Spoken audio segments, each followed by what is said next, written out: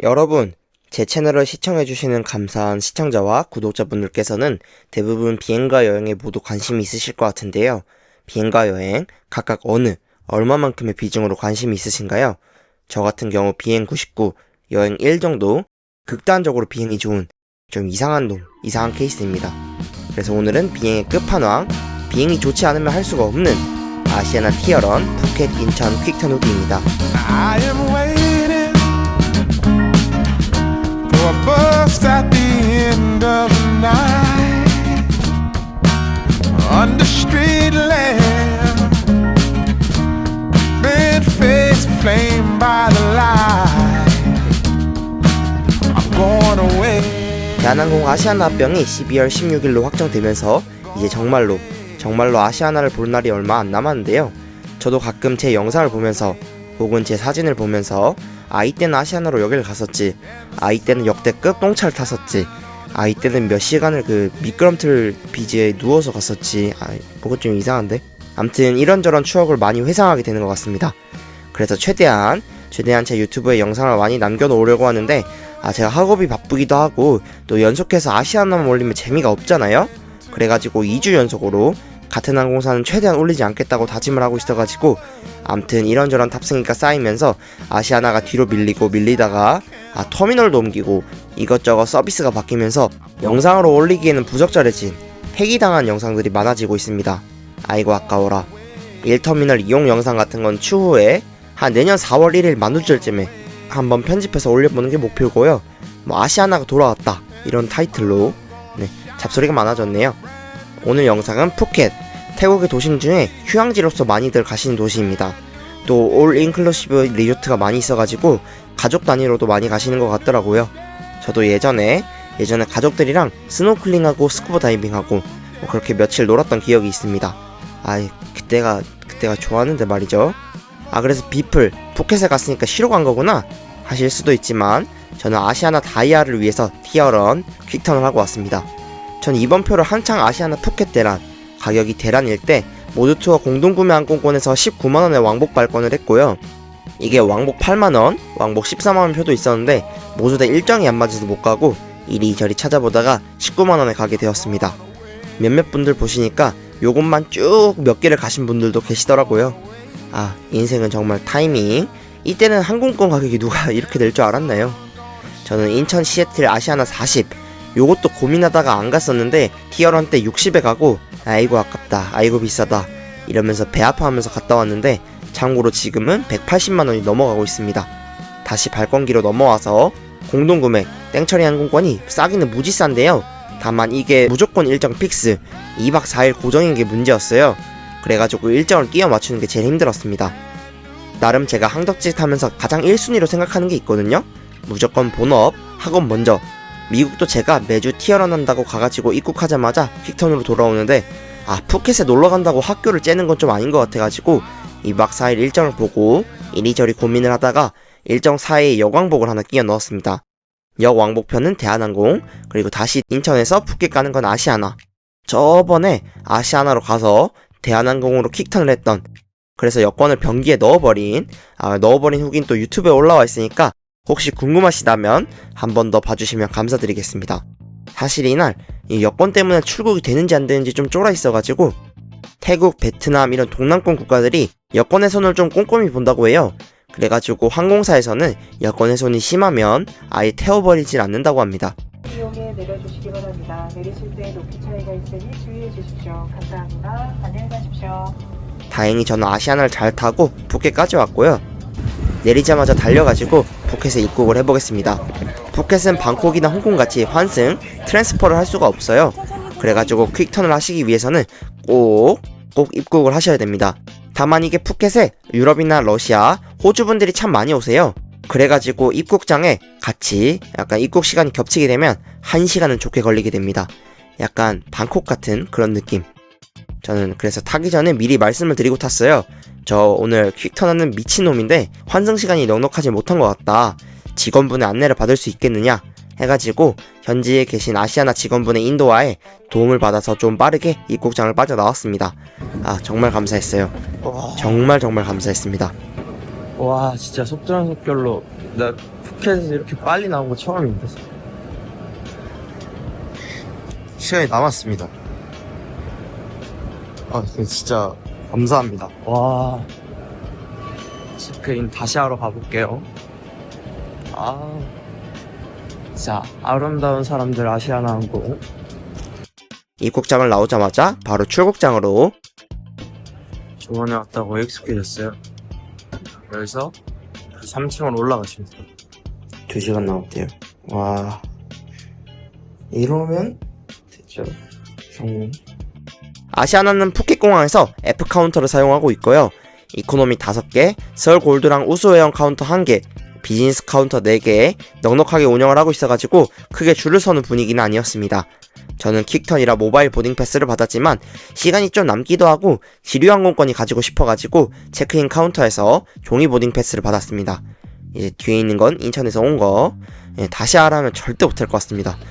이거 진짜 푸켓 퀵턴 어떻게 했지? 거의 동시간대 대한항공도 푸켓 노선을 운항 중이라 같이 카운터가 열려 있고요. 공항 구경할 틈도 없이 바로 보안구역으로 들어가 보겠습니다. 오늘 시간이 그렇게 넉넉치는 않아가지고. 푸켓은 여권과 보딩패스를 앞에서 한번 확인하고 보안검사를 받으러 들어가게 되고요. 빠르게 속전속결로 보안검사까지 받고 면세구역으로 들어왔습니다. 자, 그럼 라운지를 가볼게요. 서울 골드를 가지고 계시다면 2층에 있는 타이항공 라운지를 이용 가능하신데요. 저는 오늘 여기는 안 가고, 사실 못 가고 10번 게이트 근처에 있는 CIP 라운지로 왔습니다. 저는 신용카드 혜택인 더 라운지로 이용을 했고요. 상당히 안 좋은 기억이 있는 라운지. PTSD가 막 아주 그냥 올라가는 걸 억누르고 밥만 살짝 먹으러, 배만 간단히 채우러 라운지로 들어가 보겠습니다. 이거 뭔가 스멀스멀 안 좋은 기억이. 음식을 한번 간단히 볼게요.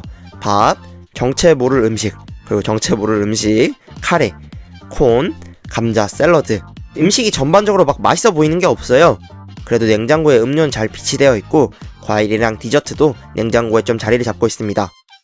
근데 과일은 제가 이 라운지 몇 번 와봤는데 동남아인데 과일이 좀 별로였어요. 빵도 좀 있어가지고 제 추천은 여기 라운지를 오시면 빵이랑 디저트 위주로 드시는 걸 추천드립니다. 아니면 이제 저처럼 새우만 엄청 먹으셔도 좋을 것 같아요. 저 흰 거는 뭔지 모르겠는데 너무 시고 맛이 없어가지고 더더욱 새우랑 마카로니 콘만 먹었습니다. 여기 라운지 메뉴 자체는 회전율이 좋고 방콕 동무한 라운지 마냥 파리가 날아다니지도 않아가지고 맘에 드시는 거 있으면 편하게 드셔도 될 것 같습니다. 새우 맛있네요. 저는 새우 까주는 여자가 이상형입니다. 잡소리를 하면서 요거트도 먹어주고. 동남아 라운지가 디저트는 참 괜찮아요. 저는 여기서 디저트를 여러 번 가져다 먹었습니다. 어차피 기내식을 먹을 거니까 간단히가 아니라고요? 제 기준에서는 간단히 식사를 마치고 라운지를 나왔습니다. 가면서 기종 얘기 간단하게 해볼게요. 아시아나 A330-300 참 애증의 기종이죠. 아시아나가 한창 잘 나갈 때 메인이었지만 지금은 사실 막 그렇게 타고 싶지 않은 기종. 2004년에 처음 도입이 되기 시작했고요. 그때 당시에는 나름 최신 기종, 최신 시트들로 홍보를 했을 만큼 단거리 고수요 노선에 들어가거나 중장거리의 메인으로 활약하던 녀석이었습니다. 다만 이제는 기재 노후화가 진행돼서 탑승객 입장에서 눈물 나는, 장점이 시트 두툼하다 정도? 특히 몇몇 레지들은 모니터 터치도 안 먹는 똥기재를 아직도 굴리고 있습니다. 이 녀석들로 김내단을 굴리고 있는 거 보면 정말 이 녀석들은 합병을 해도 그대로 굴린다는 그런 멋진 소식들을 몇 번 들은 적이 있는데요. 에이, 설마 아니지?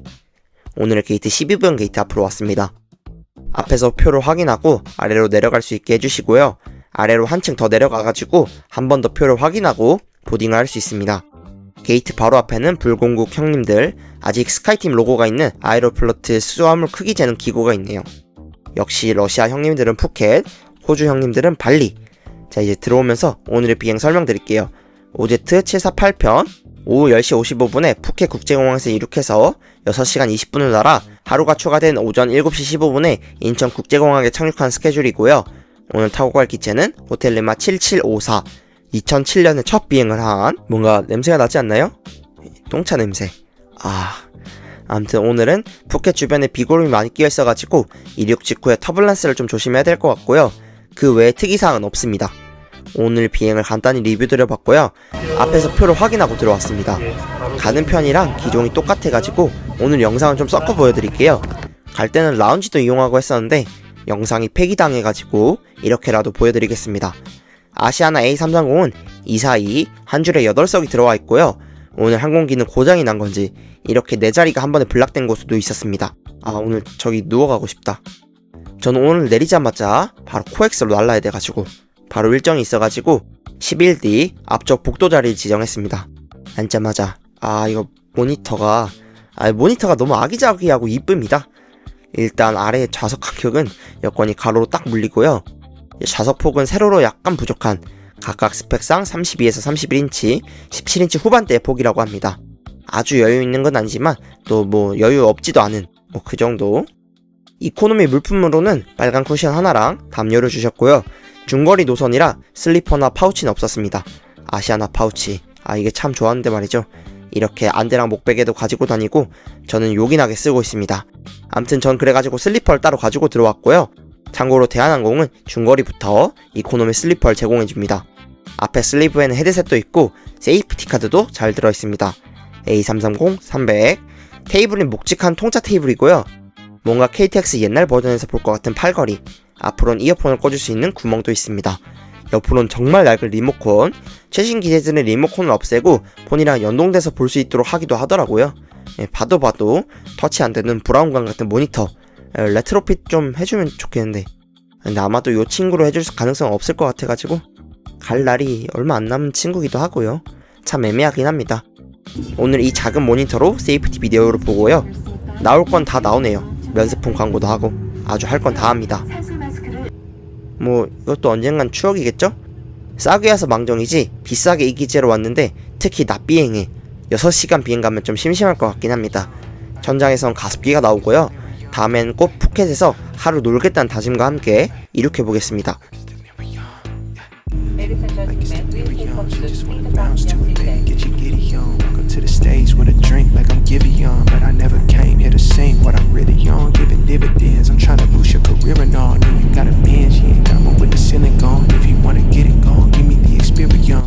순환고도에 도달했고요.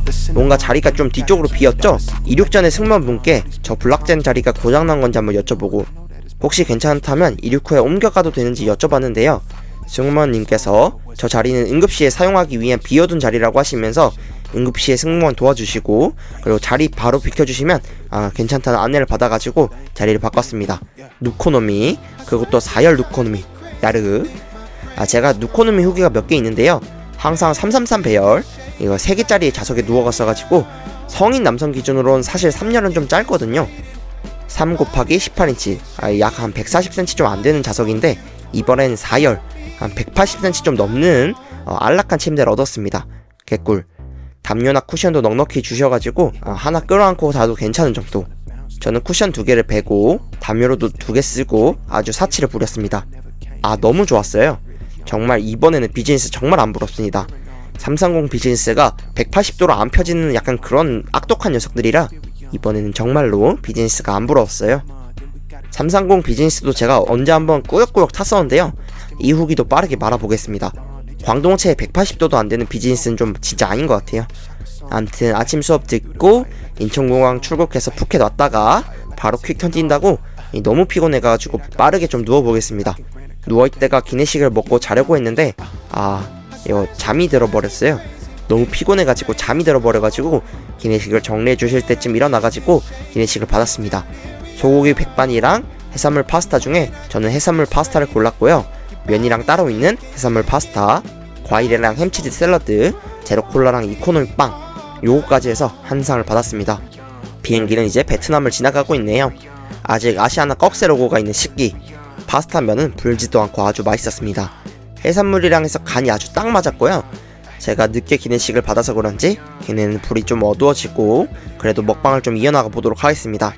이것저것 해산물도 실하고 샐러드도 맛있고 파인애플은 돌을 잘못 담은 건지 모를 만큼 딱딱했지만 전반적으로 푸켓발 기내식 치고 맛있었습니다. 제가 태국 음식이랑 좀 잘 안 맞아가지고 조금 고민을 했지만 맛있게 잘 먹었어요. 기내식을 다 먹으니 일본어로 알아들을 수 없는 내용들이 나오고 있는 모니터. 재민이한테 물어봤더니 남은 비행시간이 4시간 남았다네요. 고요한 기내. 저도 이제 먹방을 끝내고 기내식을 셀프 반납했습니다. 이제 저도 자볼게요. 다음날 일정이 있어가지고 액상형 수면 유도제를 먹고 푹 자보겠습니다. 자기 전에 양치나 하고 자야죠.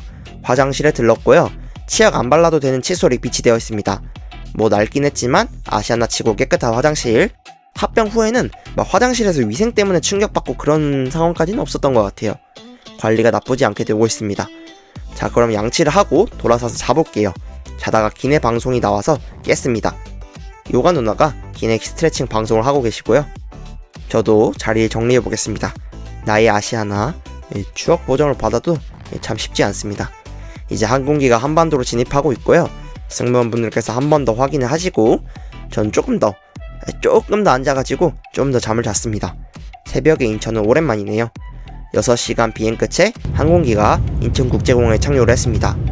오늘은 일찍 도착했더라고요. 39분 일찍 도착했습니다.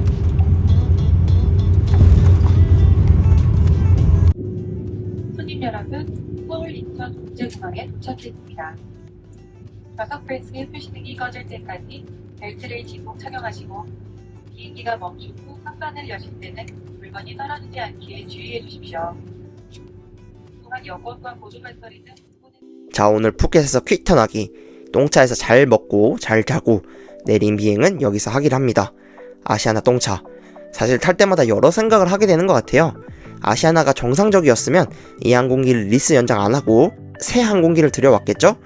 항공사들이 이제 330 구형 항공기들을 연료 효율도 안 좋고 해가지고 낡은 비행기부터 하나 둘씩 퇴역을 시키고 리스 반납을 하고 있는데요.